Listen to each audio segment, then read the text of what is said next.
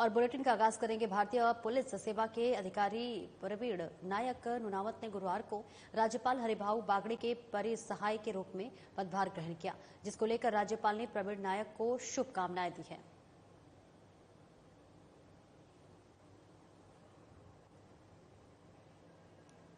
तो तस्वीरें आपको दिखा रहे हैं, जहां पर जयपुर में आपको बता दें कि भारतीय पुलिस सेवा के अधिकारी प्रवीण नायक नुनावत ने गुरुवार को राज्यपाल हरिभाऊ बागड़े और इनके परिसहाय के रूप में पदभार ग्रहण किया है, जिसको लेकर राज्यपाल ने प्रवीण नायक को इसके लिए शुभकामनाएं दी है।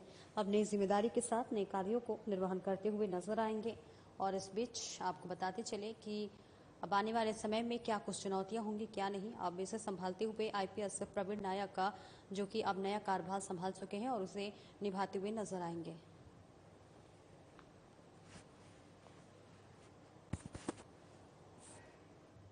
तो तस्वीरें आपको लगातार दिखा रहे हैं जयपुर से, जहां राज्यपाल के परिसहाय में पदभार ग्रहण का कार्यक्रम किया गया है, जहां आईपीएस प्रवीण नायक नुनावत ने पदभार संभाला है। और इसी के साथ साथ आपको बता दें कि राज्यपाल ने जो है आईपीएस प्रवीण नायक को शुभकामनाएं दी हैं।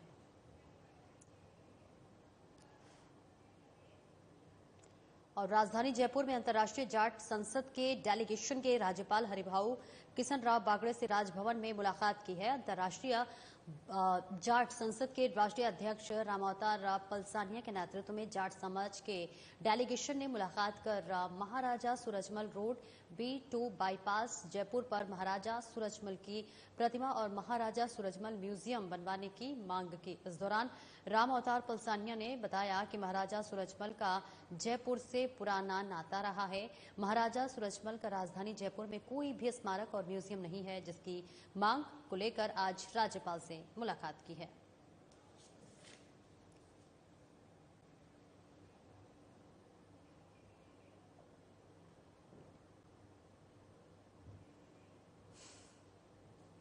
और मुख्यमंत्री भजनलाल शर्मा ने राजस्थान के लिए कर हस्तांतरण की राशि के रूप में 10,733 करोड़ रुपए और सड़क नेटवर्क के विकास के लिए 4,406 करोड़ रुपए की स्वीकृति के लिए प्रधानमंत्री नरेंद्र मोदी का आभार जताया है। वहीं सीएम शर्मा ने कहा है कि प्रधानमंत्री नरेंद्र मोदी की इन सौगातों से प्रदेश में जन कल्याणकारी कार्यों और आधारभूत विकास को नई गति मिलेगी और विकसित राजस्थान के संकल्प को और अधिक मजबूती मिलेगी।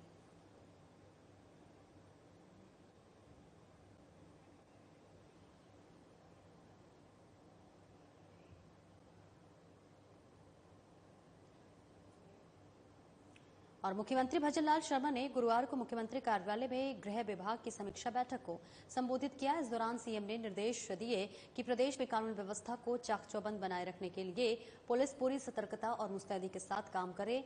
उन्होंने कहा कि कानून का इकबाल बुलंद रखना राज्य सरकार की प्राथमिकता है और इसे सुनिश्चित करना पुलिस की जिम्मेदारी है।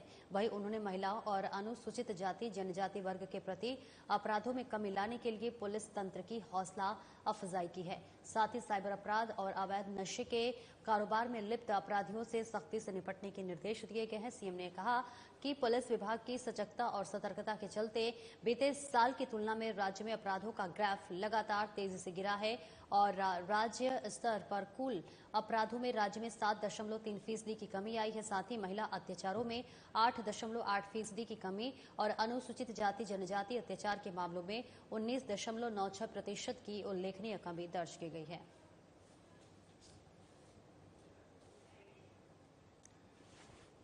तो मुख्यमंत्री भजनलाल शर्मा ने गुरुवार को मुख्यमंत्री कार्यालय गृह विभाग की समीक्षा बैठक की और इसे संबोधित किया। इस दौरान सीएम ने निर्देश दिए कि प्रदेश में कानून व्यवस्था को लेकर चाक चौबंद बनाए रखने के लिए पुलिस पूरी सतर्कता और मुस्तैदी के साथ काम करे। उन्होंने कहा कि कानून का इकबाल बुलंद रखना और राज्य सरकार की प्राथमिकता है और इसे सुनिश्चित करना पुलिस की जिम्मेदारी है। वहीं उन्होंने महिलाओं और अनुसूचित जाति जनजाति वर्ग के प्रति अपराधों में कमी लाने के लिए पुलिस तंत्र की हौसला अफजाई की है। साथ ही साइबर अपराधों और अवैध नशे के कारोबार में लिप्त अपराधियों से सख्ती से निपटने के निर्देश दिए हैं।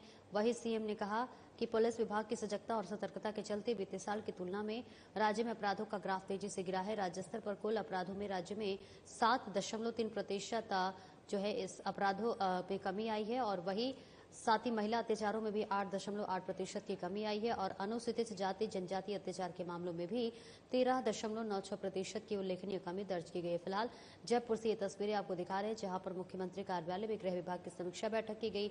मुख्यमंत्री भजनलाल शर्मा ने संबोधित किया, वही कानून व्यवस्था चाक चौबंद बनाए रखने के लिए दिशा निर्देश जारी किए। मुख्यमंत्री भजनलाल शर्मा ने कल यानी गुरुवार को अपने गृह विभाग में समीक्षा बैठक की।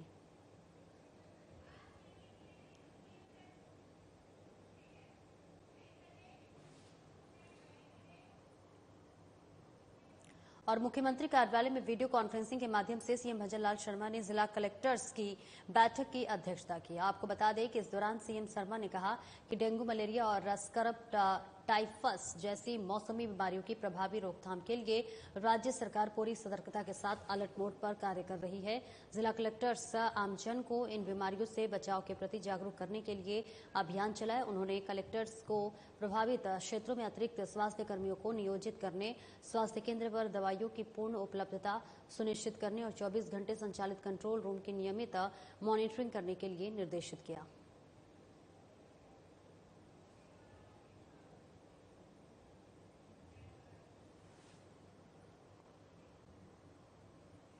और विधानसभा अध्यक्ष वासुदेव देवनानी के निर्देशों पर अजमेर में कचहरी रोड पर ड्रेनेज और सड़क निर्माण को लेकर बना गतिरोध समाप्त हो गया है।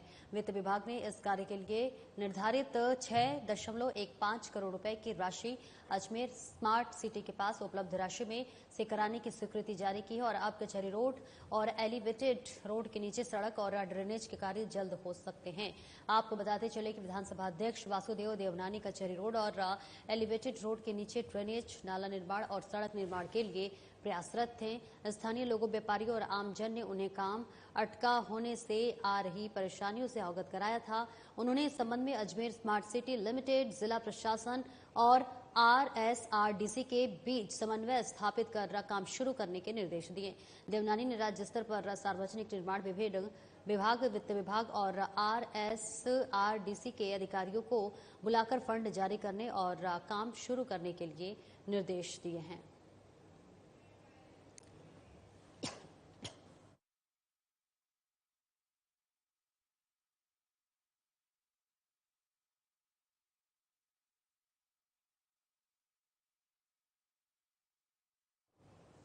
और विधानसभा अध्यक्ष वासुदेव देवनानी ने गुरुवार को वार्ड संख्या 80 में 42 लाख की लागत से सीसी सड़कों के निर्माण कार्यों का शुभारंभ किया। इस मौके पर आयोजित कार्यक्रमों में देवनानी ने कहा कि इस साल अतिवृष्टि के कारण शहर में बहुत सी सड़कें क्षतिग्रस्त हो गई हैं। इस सड़कों को सुधारने के लिए तेजी से काम किया जा रहा है। हाल ही में 24 सड़कों के सुधार के लिए सार्वजनिक निर्माण विभाग ने 10 करोड़ रुपए की स्वीकृति जारी की है और इसी तरह अन्य सड़कों के भी कार्य भी शीघ्र शुरू करवाए जाएंगे। उन्होंने कहा कि विधानसभा चुनाव के समय जारी संकल्प पत्र के 70% से अधिक कार्य आरंभ हो गए हैं। तेलंगाना हाउस का आवंटन निरस्त किया गया है, साथ ही साइंस पार्क का पुनः शिलान्यास किया गया है।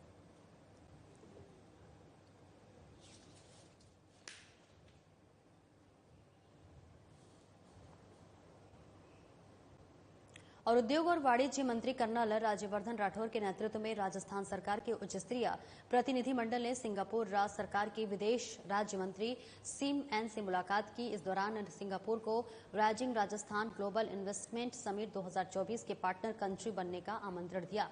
इस मुलाकात के दौरान प्रतिनिधिमंडल ने सिंगापुर की कंपनियों की ओर से राजस्थान में निवेश बढ़ाने में उनसे सहयोग की अपेक्षा व्यक्त की है और उन्हें जयपुर में 9, 10, 11 दिसंबर को होने वाले ग्लोबल इन्वेस्टमेंट समिट में भाग लेने के लिए आमंत्रित किया। इसके अलावा अपनी सिंगापुर यात्रा के तीसरे दिन राजस्थान सरकार के प्रतिनिधिमंडल ने सिंगापुर के सार्वजनिक और निजी क्षेत्र की कंपनियों के प्रमुख अधिकारियों के साथ मुलाकात की और उन्हें प्रदेश के औद्योगिक पार्कों और शहरी विकास परियोजनाओं, aviation, MRO, engineering, media, banking और वित्त जैसे क्षेत्रों में निवेश का आमंत्रण दिया।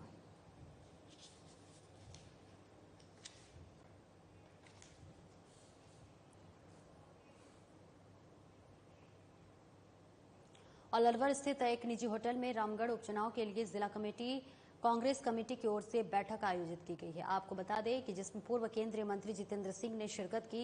इस दौरान पूर्व केंद्रीय मंत्री जितेंद्र सिंह ने कहा कि बूथ मैनेजमेंट पर पार्टी की ओर से इस उपचुनाव में विशेष फोकस किया जाएगा और इसके लिए कांग्रेस कार्यकर्ताओं को जिम्मेदारी सौंपी गई है। उन्होंने कहा कि कार्यकर्ताओं ही पार्टी का प्रत्याशी तय करेगा और कांग्रेस का प्रत्येक कार्यकर्ता उपचुनाव की रणनीति में अपने स्तर पर गंभीर रूप से जुटा हुआ है। वहीं बूथ मैनेजमेंट पर फोकस कर कार्यकर्ताओं को विभिन्न जिम्मेदारियां सौंपी गई हैं। साथ ही उन्होंने कहा कि अलवर सहित राजस्थान प्रदेश की 7 सीटों पर कांग्रेस प्रचंड बहुमत से जीत हासिल करेगी।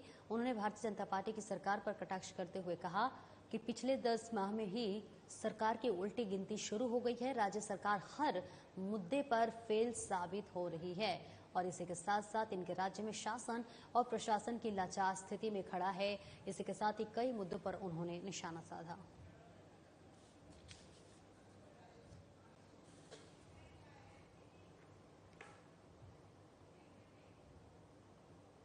और हरियाणा में तीसरी बार प्रचंड बहुमत की बीजेपी सरकार बनने पर हरियाणा से लेकर राजस्थान के पूरे देश भर में लगातार बीजेपी कार्यकर्ताओं और आम जन में खुशी की लहर देखी जा रही है। आपको बता दें, बीजेपी हरियाणा प्रभारी और राजस्थान बीजेपी के पूर्व प्रदेश अध्यक्ष डॉक्टर सतीश पुनिया पिछले कई दिनों से जयपुर प्रवास पर हैं, जहां उन्हें प्रदेश भर से पार्टी कार्यकर्ता, जनप्रतिनिधि और पार्टी पदाधिकारी जयपुर पहुंचकर हरियाणा में तीसरी बार प्रधानमंत्री नरेंद्र मोदी के नेतृत्व में बीजेपी सरकार बनने की बधाई दे रहे हैं। सतीश पुनिया ने कहा कि हरियाणा में बीजेपी की प्रचंड जीत प्रधानमंत्री नरेंद्र मोदी सरकार की जन कल्याणकारी नीतियों पर हरियाणा के किसानों, जवानों, खिलाड़ियों सहित सभी 36 कौम के अटूट विश्वास की मुहर है।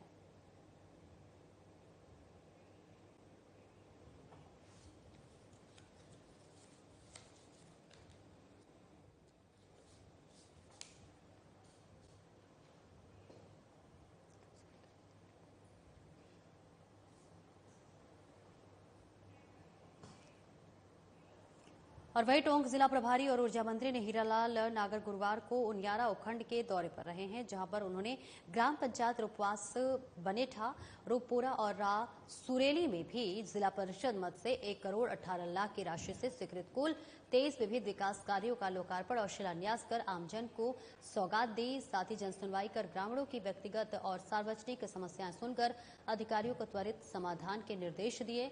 इस मौके पर टोंक जिला प्रमुख सरोज बंसल सहित अन्य जन प्रतिनिधि और कई विभागों के ब्लॉक स्तरीय अधिकारी मौजूद रहे। कार्यक्रम में प्रभारी मंत्री ने कहा कि प्रधानमंत्री नरेंद्र मोदी के नेतृत्व में डबल इंजन की सरकार हर वर्ग के लोगों के विकास के लिए कृत संकल्पित है।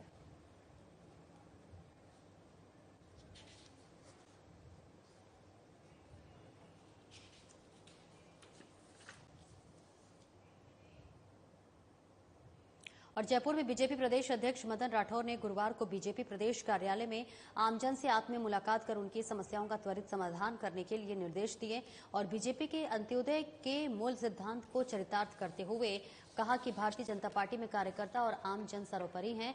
देश के प्रधानमंत्री नरेंद्र मोदी ने लेकर ग्राम स्तर के जनप्रतिनिधि बीजेपी के सिद्धांत पर कार्य कर रहे हैं और अंतिम पंक्ति में बैठे व्यक्ति तक सरकार की योजनाओं का लाभ अब पहुंच रहा है, जबकि कांग्रेस सरकार के कार्यकाल में दलित, वंचित और शोषित वर्ग के साथ अन्याय अत्याचार किया गया। वहीं राठौर ने कहा कि बीजेपी कार्यालय में प्रदेश भर से आमजन पहुंच रहे हैं और कुछ प्रधानमंत्री आवास योजना के तहत आवास मिलने पर पीएम मोदी का आभार जता रहे हैं, तो कुछ महिलाओं ने 450 रुपए में रसोई गैस सिलेंडर प्रदान करने पर मुख्यमंत्री भजनलाल शर्मा का आभार व्यक्त किया।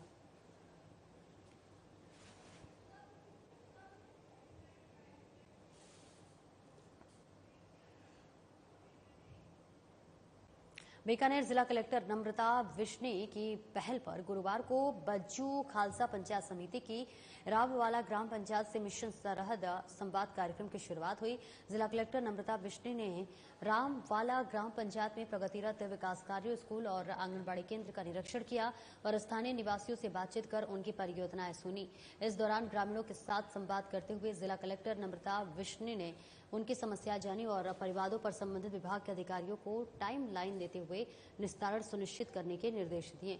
वहीं कलेक्टर ने कहा कि जिला स्तरीय अधिकारी यहां प्राप्त परिवादों के निस्तारण के लिए फील्ड ऑफिसर्स के साथ समन्वय करते हुए प्रकरण निस्तारित करवाएं और इन प्रकरणों को संपर्क पोर्टल में भी ऑनलाइन किया जाएगा और उनके जवाब अपलोड करवाए जाएंगे।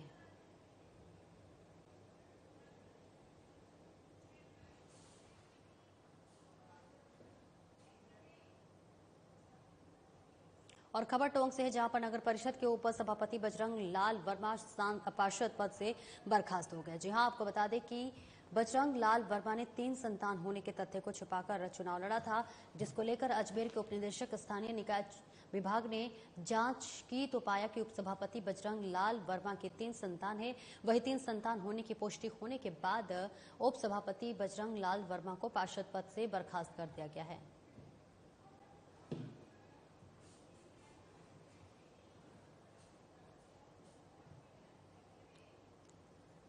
डॉक्टर को भगवान का दर्जा दिया जाता है, जो मरीजों को हर बीमारी से मुक्ति दिलाते हैं।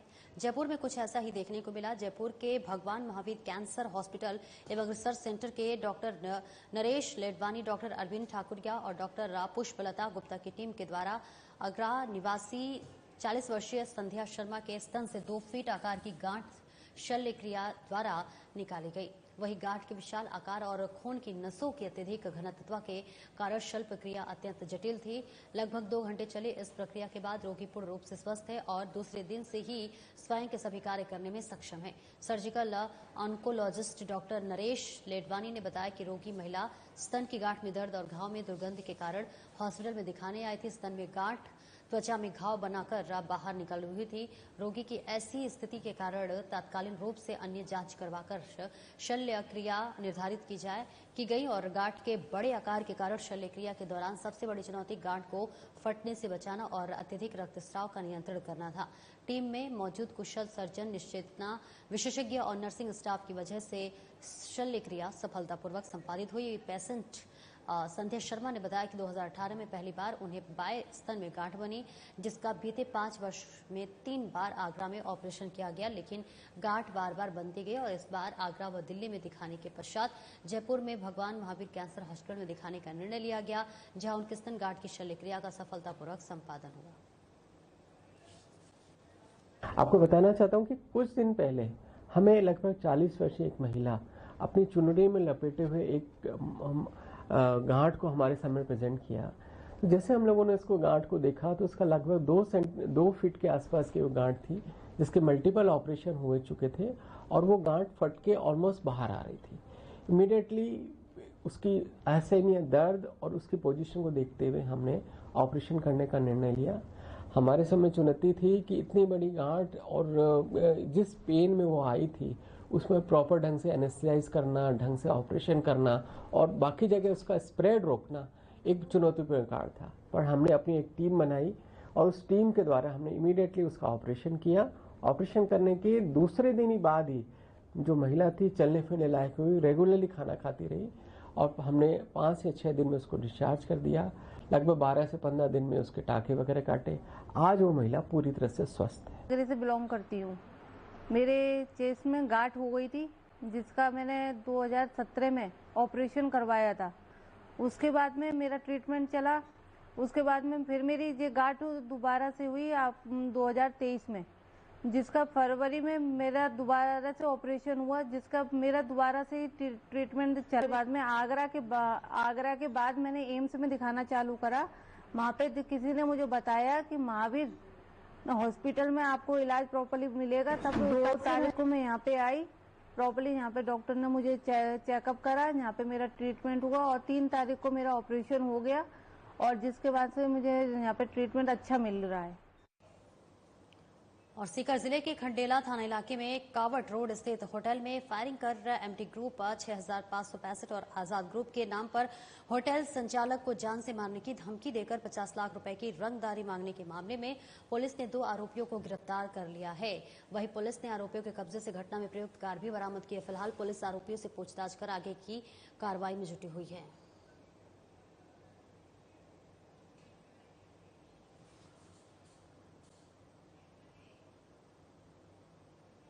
और जयपुर में स्कूल शिक्षा शासन सचिव कृष्ण कुणाल की अध्यक्षता में गुरुवार को शिक्षा संकुल में रीट परीक्षा की तैयारियों को संबंध में बैठक आयोजित की गई और इस बीच अध्यापक लेवल 1 और लेवल 2 की पात्रता के लिए रीट परीक्षा आयोजन के लिए नोडल एजेंसी माध्यमिक शिक्षा बोर्ड राजस्थान रहेगा और फीस पूर्ववत ही रहेगी। परीक्षा उत्तीर्ण के लिए न्यूनतम अंक अपडेट करने और परीक्षा में 5वां विकल्प भी शामिल करने का निर्णय लिया गया है और परीक्षा की संभावित तिथि जनवरी 2025 के दूसरे पखवाड़े में होगी।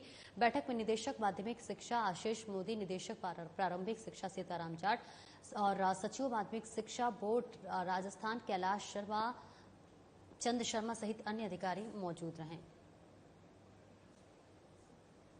की पात्रता परीक्षा जो रीट है 2024-25, राज्य सरकार ने इसको जनवरी के दूसरे पखवाड़े में करने का निर्णय लिया है और इसके तहत जो हमारी पूर्व की एजेंसी थी राजस्थान माध्यमिक शिक्षा बोर्ड, वही इस परीक्षा को कराएगी।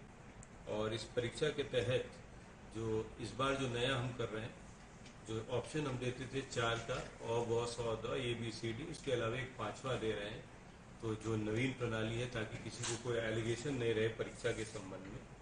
और ये जो तैयारियां हैं इसलिए है कि जो 2022 के बाद जो बच्चे हमारे जो तैयार हुए हैं DLED वगैरह के कोर्सेज के लिए, वो इसमें एलिजिबिलिटी में आ जाएंगे। और पूर्व के जो बालक हैं जो रीट पास नहीं कर पाए, उनके लिए एक मौका होगा, एक अवसर होगा, ताकि वो हमारी जो L1 L2 की आगामी भर्ती में ये पात्र होकर पार्टिसिपेट कर सकें। और श्री गंगानगर में नगर परिषद ने मंगलवार को जिला कांग्रेस कमेटी और अरोड़ वंश ट्रस्ट के अध्यक्ष अंकुर मकलानी के निर्माणाधीन होटल के नक्शे के विपरीत निर्माण कार्य करने पर सील कर दिया गया है और ये कार्रवाई शहर में चर्चा का विषय बनी रही। नगर परिषद ने शहर के कुछ होटल मालिकों को नोटिस जारी किया था। होटल मालिकों पर नक्शे के विपरीत निर्माण कार्य करने का आरोप लगाया गया था। जिला कांग्रेस कमेटी के अध्यक्ष अंकुर मिगलानी भी नए होटल का निर्माण कर रहे हैं। निर्माणाधीन होटल को सील करने के लिए सुबह ही नगर परिषद की टीम वहां पहुंच गई। मिगलानी और उनके समर्थक वहां पर काफी बड़ी संख्या में थे। इस कारण नगर परिषद कार्मिकों ने पुलिस सहायता की मांग की और कोतवाली थानाधिकारी से संपर्क किया। उसके बाद नगर परिषद को पुलिस जाब्ता उपलब्ध हुआ तो मिगलानी के निर्माणाधीन होटल पर सील करने से संबंधित सूचना प्राप्त कर दी और वही चस्पा कर दी है। हालांकि मिगलानी ने दावा किया है कि उन्होंने नोटिस का उत्तर भी नगर परिषद आयुक्त को दे दिया था। वही आयुक्त उन्होंने मामले में कानूनी कार्रवाई की भी चेतावनी दी है। 3-4 दिन से नगर परिषद का विधायक जी के इशारे पर ये सारा घटनाक्रम हो रहा था कि ये जो होटल पे ये कागज चिपका कर गए हैं, ये लगभग 20 साल पुरानी कंस्ट्रक्शन है। हम लोगों द्वारा सिर्फ यहाँ पर रेनोवेशन का काम किया जा रहा है, रंग रोगन और फर्नीचर का नया काम हो रहा है। इनकी भावना देखिए कि 1 अक्टूबर को इन्होंने पहला नोटिस निकाला, 2 अक्टूबर को छुट्टी वाले दिन ये यहाँ नोटिस चिपका कर गए और 2 अक्टूबर को खुद विधायक जी अपने 8-10 आदमियों के साथ सारी जगह देख कर गए। 3 की छुट्टी थी, हमने 4 तारीख को इनको जवाब दिया। हमारा जवाब लेने से पहले इन्होंने 4 तारीख को हमें फिर नोटिस दे दिया। 5 और 6 की छुट्टी थी, 7 को इनको फिर जवाब दिया तो 7 को ही इन्होंने सीजर की कार्रवाई कर दी। विधायक जी पिछले कई दिनों से पहले पुलिस के माध्यम से होटल वालों को धमकाने का काम कर रहे थे और कर रहे हैं। और फिलहाल इस बुलेटिन में इतना ही। दीजिए इजाजत। नमस्कार।